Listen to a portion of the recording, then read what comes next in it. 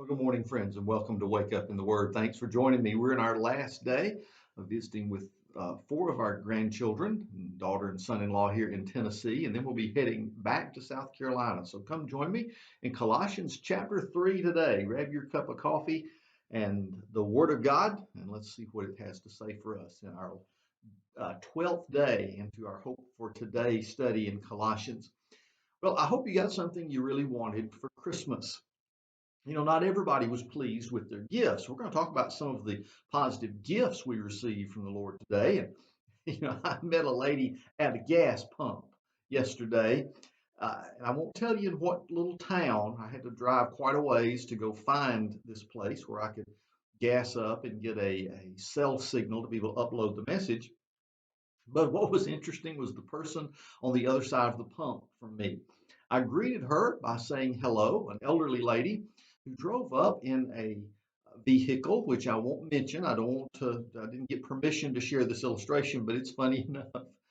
Uh, as she drove up in her brand new vehicle that her son had so graciously provided for her at Christmas, all she could do was complain. She got out of that particular car. She just said, "I don't know how to drive these things." And when I greeted her, it was like opening the door. It was now permission to let me know exactly how she felt. So she said, "I can't stand this vehicle, all these push buttons and all this stuff. I don't like any of it. I told them if they just fix my old Chevrolet, I'd be fine with it." And then she told me it was a 35-year-old plus vehicle, but she'd have been fine with that versus the new one. Didn't really know how to appreciate the new gift. Matter of fact, she said, "My son kept telling me, but Mama, you can even call me from this car." She said, "I want to call you, son. I've got a phone. I don't need to call you with my car." So anyhow, it was quite an interesting encounter, and it made me think how sometimes you and I don't even understand the depth of the gifts that God gives us, in particular the gifts of the Spirit. The fruit of the Spirit that is ours is described in Galatians chapter 5 verses 22 and 23 and other places. And what a gracious, wonderful gift we have. You see, God doesn't just want to save us. He wants to give us the presence of His Spirit in our life to make us different people. And when we understand that, then we can grasp what this next passage is all about. And as I look at this passage, I want you to think in terms of what Christianity is. For some folks, it's just a subtraction list. It's of all the things you can't do if you're a Christian. And we looked at some of those in the first part of chapter 3. Some of the things Paul said, you need to put these things off, get these out of your life. But here in the next passage, we're talking about things you need to put on. Now, what did you get in your stocking for Christmas? Was it anything good? Are you excited to use it? Or is it something you're going to stick in a drawer and ignore? When it comes to the Christian life, here's some things that you need to be thankful for. And even if you're not used to using them in your life, you need to apply them and let the Holy Spirit, who's giving you these wonderful gifts, use you in a way that you've never seen before and turn your Christianity into a positive, not just a negative. It's not about the list of things you don't do, but how about the things that you do? We'll read those beginning in verse 12 of chapter 3 as Paul really puts this in perspective by saying, "Therefore, God's chosen ones, holy and loved, put on," and here comes the list, "put on these things." You ready? "Heartfelt compassion, kindness, humility, gentleness, and patience, accepting one another and forgiving one another if anyone has a complaint against another. Just as the Lord has forgiven you, so you must also forgive. And above all, put on love, the perfect bond of unity." Now, as we read that passage of scripture, you would think, well, those things are automatic in the Christian life, aren't they? No, they're not. They have to be practiced intentionally.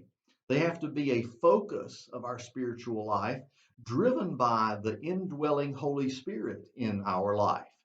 It's so important that if we don't have, especially when he says, put on the love, which is the perfect bond of unity, then how can we ever have unity in the church, for example, where you're bringing people with different kinds of backgrounds, different personalities. Folks are all wired differently, yet all forgiven by by the blood of Jesus and put into the body of Christ to become one. How do you get along with all these people? Well, you can't if love is not at the center. Paul emphasized this in Romans 13 in another way. He said, look, it's our primary duty because it takes care of so much else. He says in Romans chapter 13, verse 8, now do not owe anyone anything except to love one another. For the one who loves another has fulfilled the law. Now, the commandments are do not commit adultery, don't murder, don't steal, don't covet, and whatever other commandments are all summed up by this: love your neighbor as yourself. Love does no wrong to a neighbor. Love, therefore, is the fulfillment of the law. So think about it. All the little legal requirements that are listed, don't do this, don't do that, or act this way, act that. Yeah, all of them can be summed up by just getting love active in your life. The very love of Christ that he demonstrated for us when he gave himself for us on the cross. Love is it. It's the ultimate. Love your neighbor as yourself because love does no wrong to a neighbor. Therefore, love is the fulfillment of the law. That's why he says here in Colossians that this love is the perfect bond of unity. That's what brings us together. And when you hang out with family for Christmas, oh boy, you better love one another because everybody's got their own agenda and people are making noise and they're doing things. I mean, you just hanging out with each other is how people get offended because living life is messy. And we even added to that two wonderful red tick hound dogs who've spent a couple of days with us that are just puppies, just figuring out how to live. And we threw them in the mix of all the rest of the family members. And I'll tell you what, it was tense at times. So if you don't love one another, and in this case, even love those dogs, I mean, if you don't love one another, you can't get along. You can't make it through the day. I mean, you just would pull your hair out. Love is the bond that holds us together. And I think of it like this. In many churches, sometimes we've been in, as I've operated as a church health consultant with many different churches and worked with them on many different levels, how you can come into a family of God, naming the Lord Jesus Christ as their head, and see them fighting like a bunch of immature children who don't even know this passage of Scripture. Friends, that's not what it's about. We need to start putting on what God says to put on, not just being proud of our to don't list.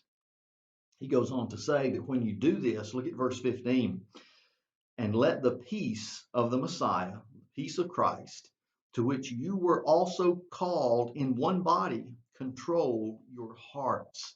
Be thankful.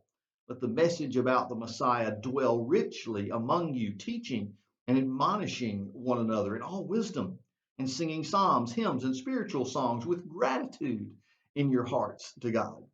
And whatever you do, in word or in deed, do everything rather, in the name of the Lord Jesus, giving thanks to God the Father through him. You see what the Christian lifestyle looks like? It's not a negative, it's a positive. It's what you're doing because of all these wonderful examples of the fruit of the Spirit that the Holy Spirit is implanting in us.